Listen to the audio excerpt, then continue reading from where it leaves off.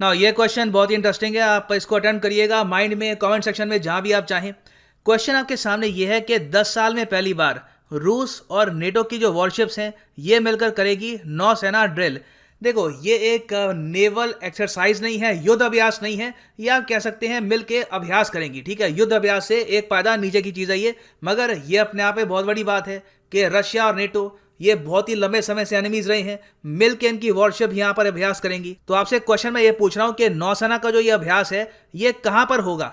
आपके सामने ऑप्शंस हैं coast of Madagascar, coast of Saudi Arabia, coast of Pakistan या फिर coast of France. Alright, so उम्मीद करता हूं आपने इसको अटेंड कर लिया होगा माइंड में।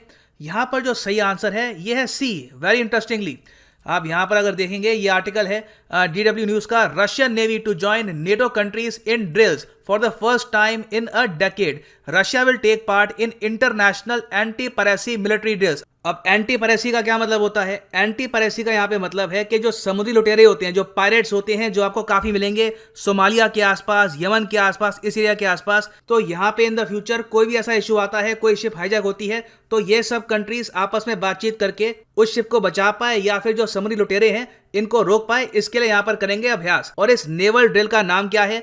इसका नाम है अमन 2021 और ये यहाँ पे होगी नियर कराची। ऑलराइट, सो आगे बढ़ते हैं। द इंडिया स्पोर्ट्स अवार्ड 2020 ये प्रेजेंट करता है फिकी। फिकी की फुल फॉर्म है federation of Indian commerce and industry. अब ये जो अवार्ड है ना, ये मेल और फीमेल दोनों के लिए देते हैं। क्वेश्चन मैं आपसे ये पूछ रहा हूं कि यहाँ पर जो पेयर दिए हैं इनमें से किस पेयर को मिला है male and female sports person of the year का अवार्ड। एक बार वीडियो पॉज करके इसको अटेंड कर लो। देखो, यहाँ पर जो सही आंसर है ना, अगर आपने यहाँ पर चूज किया है डी तो आपने बिल्कुल ठीक चूज किया है। यहाँ पर सही आंसर है बजरंग पूर्निया और इलावेनिल वरालिवन। और बजरंग पूर्निया के बारे में आप जानते होंगे, ये है एक फ्री स्टाइल रेसलर। ये ज़्यादातर compete करते हैं 65 kg वेट कैटेगरी में और इन्होंने बहुत से अवार्ड जीते हैं इंडिया के लिए in various tournaments including the world wrestling championship. Whereas Elavenil जो है female sports person of the year, ये पार्टिसिपेट करती हैं शूटिंग स्पोर्ट में। और by the way, exam perspective से ये भी जान लो कि एक स्टेट को भी यहाँ पे अवार्ड मिला है फॉर प्रमोटिंग स्पोर्ट। इस स्टेट ने पूरे देश में सबसे ज्यादा प्रोत्साहन दिया है खेलों को, यह स्टेट है मध्य प्रदेश।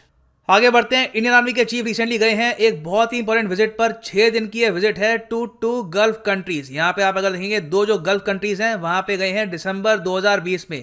क्वेश्चन सिंपल से आपको बताना है वो कौन से 2 गल्फ कंट्रीज हैं जहां पर पहली बार गए हैं इंडियन आर्मी के चीफ। तो यहां पर जो सही आंसर है it is Saudi Arabia and United Arab Emirates. तो सी हो गया यहां पे हमारा सही आंसर। और यहां पे आप देख पाएंगे ये पहली बार है इतिहास में जब एक इंडियन आर्मी के चीफ गए हैं यूएई और सऊदी अरेबिया दोनों। ये दोनों कंट्रीज आप हिस्टोरिकली देखें तो पाकिस्तान के काफ़ी करीब रही हैं। पाकिस्तानी एयरफोर्स के कई ऑफिसर्स यूएई की एयरफोर्स के चीफ रह चुके हैं in the 1960s and 70s। तो वहां से लेकर अब आज के समय ये वेलकम कर रहे हैं to the Indian army chief. ये एक ह्यूज चेंज है। और by the way, exam perspective से ये भी जान लो कि मार्च 2018 में इंडिया और यूएई ने स्टार्ट करी थी अपनी पहली नेवल एक्सरसाइज जिसका नाम है गल्फ स्टार 1। और इंडिया और यूएई ऑलरेडी एक एयरफोर्स की एक्सरसाइज ऑलरेडी करते हैं, इसका नाम है डेजर्ट ईगल। और 2019 में इंडिया और सऊदी अरेबिया ने भी नौसेना अभ्यास शुरू कर दिया है। तो again very important news, make sure to remember this. So आगे बढ़ते हैं। ये क्वेश्चन जेन्युइनली टफ है, मुझे नहीं पता कि कितने लोग इसको अटेम्प्ट कर पाएंगे सही तरीके से। अगर आपने इसको सही आंसर कर लिया तो आप मेंशन करिएगा इन द कमेंट सेक्शन। यहाँ पे मैं आपसे पूछ रहा हूँ कि यूनिसेफ आजकल न्यूज़ में है क्योंकि 11 दिसंबर को था यूनिसेफ डे जो पूरी दुनिया ने ऑब्जर्व किया। यूनिसेफ ने ओवर द ईयर्स बहुत अच्छे काम भी किए हैं जिसके लिए इनको अवार्ड्स भी दिए गए हैं दुनिया भर की वेरियस कंट्रीज द्वारा। तो आपसे मैं ये पूछ रहा हूँ कि इनमें से कौन सा अवार्ड यूनिसेफ को आज तक नहीं मिला। आपके ऑप्शंस हैं Nobel peace prize, Indira Gandhi peace prize, Ataturk international peace prize या फिर Mahatma Gandhi peace prize. By the way, आपको क्लैरिटी के लिए बता दूं कि अतातुर्क इंटरनेशनल पीस प्राइज ये है टर्की का पीस प्राइज। जिस तरीके से महात्मा गांधी को हम कहते हैं फादर ऑफ इंडिया, अतातुर्क को टर्की में लोग कहते हैं फादर ऑफ टर्की। तो एक बार वीडियो पॉज करके इसको अटेम्प्ट कर लो। नाउ यहाँ पे आपने अगर आंसर किया है ए तो आप करेक्ट नहीं है क्योंकि नोबेल प्राइज यहाँ पे सही आंसर नहीं है। जी हाँ, यूनिसेफ को नोबेल प्राइज मिल चुका है मगर यूनिसेफ को कभी भी महात्मा गांधी पीस प्राइज नहीं मिला। बाकी जो सारे प्राइज हैं यहाँ पे आप अगर देखेंगे यूनिसेफ को नोबेल पीस प्राइज मिला था 1965 में, Indira Gandhi peace prize India से मिला था 1989 में और Ataturk international peace prize Turkey से मिला था 1996 में। और यूनिसेफ के बाय द वे हेडक्वार्टर्स कहाँ पे है, बिना गूगल किए, कंप्लीट ऑनेस्टी के साथ, बिना गूगल किए नीचे कमेंट सेक्शन में इसका आंसर करना। सो आगे बढ़ते हैं।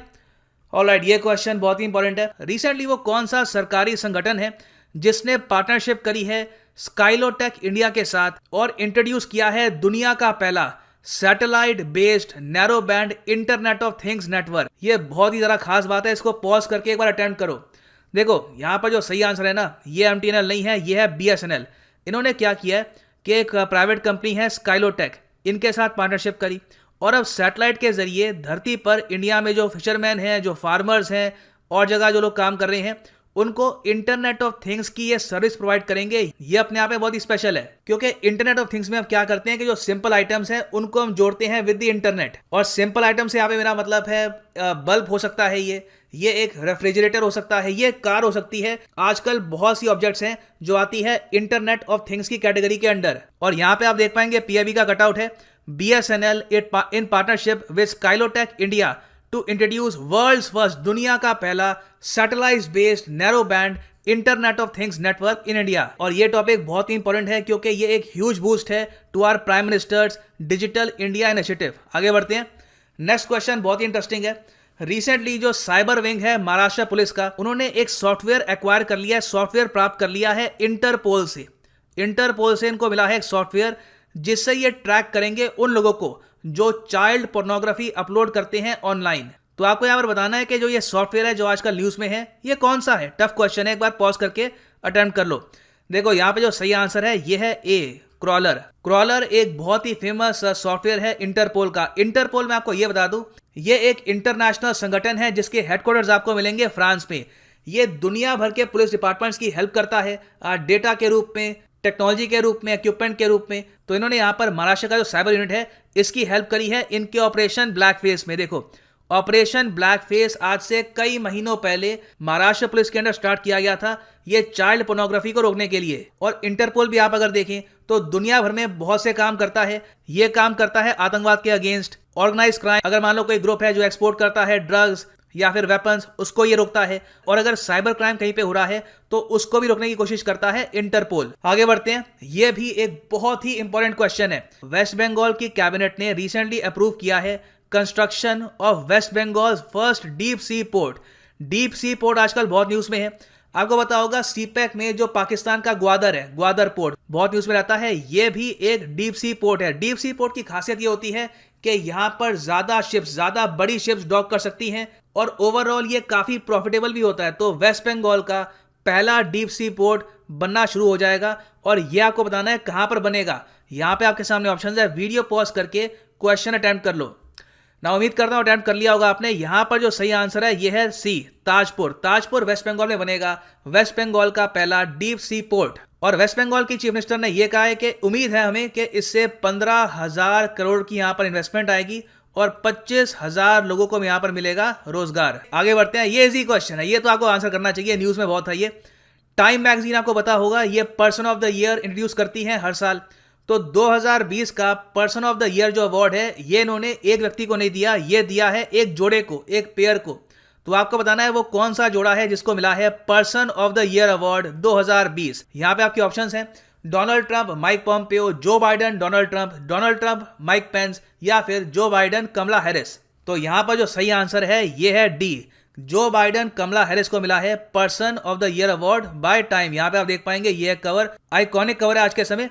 और मैं आपको यही बता दूं फॉर एग्जाम पर्सपेक्टिव कि टाइम ने इस बार एथलीट ऑफ द ईयर का अवार्ड दिया है लेब्रॉन जेम्स को। ये बास्केटबॉल के एक लेजेंड है। उसके अलावा इनका एक और अवार्ड है, अवार्ड आपके लिए टाइटल है, ये है एंटरटेनर ऑफ द ईयर। ये मिला है साउथ कोरिया के के पॉप बैंड को, BTS को। आगे बढ़ते हैं। Very good question. यहां पे आपसे पूछा जा रहा है कि देखो इंटरनेशनल ओलंपिक कमेटी ने रिसेंटली क्या किया कि ब्रेक डांसिंग के बारे में आपने सुना होगा, यूट्यूब पे शायद हो सकता है कि वीडियो भी देखी हो, लोग ब्रेक डांस कर रहे होते हैं। तो ब्रेक डांसिंग को इंटरनेशनल ओलंपिक कमेटी ने रजिस्टर कर दिया एक ऑफिशियल स्पोर्ट कि अब हम मानते हैं कि ये खेल है, इसके भी मिलेंगे मेडल, सिल्वर ब्रॉन्ज मेडल इसके भी मिला करेंगे ओलंपिक्स में। तो आपको यहाँ पर यह बताना है कि ब्रेक डांसिंग कौन से ओलंपिक्स में अपना डेब्यू करेगा, मतलब कि कौन से ओलंपिक्स में पहली बार एज ए स्पोर्ट इंट्रोड्यूस किया जाएगा ब्रेक डांसिंग। आपके ऑप्शंस हैं लॉस एंजल्स के समर ओलंपिक्स 2028, पेरिस के समर ओलंपिक्स 2024, टोक्यो के ओलंपिक्स जो होने थे 2020 में मगर पेंडेमिक की वजह से अब होंगे 2021 में, या फिर नन ऑफ दी अबव। एक बार पॉज करके अटेम्प्ट कर लो। देखो यहाँ पर जो सही आंसर है ये है पेरिस 2024। और ये जो टॉपिक है ये बहुत ही ज़्यादा न्यूज़ में है क्योंकि जो ये निर्णय है आईओसी द्वारा ये काफ़ी अजीब है। बहुत सारे जो ओलंपिक लेजेंड्स हैं उन्होंने यहाँ पे आलोचना करी है आईओसी की कि आपको क्या आवश्यकता है कि ब्रेक डांस को आप एक स्पोर्ट बना दें। ये ऑब्वियसली किया जा रहा है रेवेन्यू के लिए ताकि जो यंग जनरेशन है ये ओलंपिक्स देखे, मगर क्या ये सही तरीका है प्रमोट करने का ओलंपिक्स को? तो ये काफ़ी बड़ा क्वेश्चन है। यहाँ पे आप देखेंगे आर्टिकल है Olympics branded a mockery after inclusion of break dancing for Paris games. और by the way break dancing को जब इंट्रोड्यूस किया जाएगा एज ए स्पोर्ट तो इसको ब्रेक डांसिंग नहीं बोलेंगे, इसको बोलेंगे ब्रेकिंग। और एग्जाम पर्सपेक्टिव से इंटरनेशनल ओलंपिक कमेटी के हेडक्वार्टर्स कहाँ पे हैं? ये आपको मिलेंगे स्विट्जरलैंड में। ऑलराइट, सो आगे बढ़ते हैं। रिसेंटली कैबिनेट ने अप्रूव करी है आत्मनिर्भर भारत रोजगार योजना। इससे रोजगार काफी हद तक बढ़ेगा, सरकार कह रही है। आपको यहाँ पर यह बताना है कि किस सेक्टर में रोजगार बढ़ेगा। Formal sector, informal sector, both formal और इनफॉर्मल सेक्टर, या फिर सिर्फ छोटे उद्योगों में रोजगार बढ़ेगा इससे। तो एक बार यहाँ पे वीडियो पॉज करके अटेम्प्ट कर लो। सही आंसर मैं आपको बता रहा हूँ, सही आंसर यहाँ पे है ए, फॉर्मल सेक्टर में बढ़ेगा रोजगार। और यहाँ पे आप देख पाएंगे पीआईबी का कटआउट है, कैबिनेट अप्रूव्स आत्मनिर्भर Bharat Rozgar Yojana to boost employment in formal sector. इसमें होगा क्या कि अगर मान लो कोई कंपनी है, उन्होंने किसी को काम पे रखा है अक्टूबर 2020 से लेकर जून 2021 के बीच में, तो यहां पर जो एम्प्लॉय प्रोविडेंट फंड है वहां पर सरकार अपना जो कंट्रीब्यूशन है ये बढ़ा देगी। मगर इसमें भी एक काफी इंपॉर्टेंट रूल भी है कि ये उन्हीं एम्प्लॉयज के लिए है जिनकी ओवरऑल सैलरी है 15,000 से कम। नाउ अब हम आ चुके हैं उस क्वेश्चन पे जिसका आंसर आप लोग करेंगे, मैं नहीं करूंगा। ये क्वेश्चन आया था CGL 2018 में, इंपॉर्टेंट क्वेश्चन है। यहां पे आपसे पूछ रहे हैं कि पॉपुलर नेम क्या है एस्कॉर्बिक एसिड का। एस्कॉर्बिक एसिड को हम ज़्यादातर किस नाम से जानते हैं? Vitamin A, vitamin B12, vitamin के, विटामिन सी। आज के समय इम्यूनिटी, विटामिन ये सब बहुत न्यूज़ में है, आप सबको इसके बारे में पता होना चाहिए। Recently because of covid pandemic ascorbic acid की बहुत बातचीत हुई है, कई आर्टिकल्स में लिखा गया इसका नाम। So you should answer this question. और अभी के लिए यह है इस वीडियो का अंत। उम्मीद करता हूं काफी कुछ आपको जानने को मिला होगा। Thank you for listening and as always God bless you all.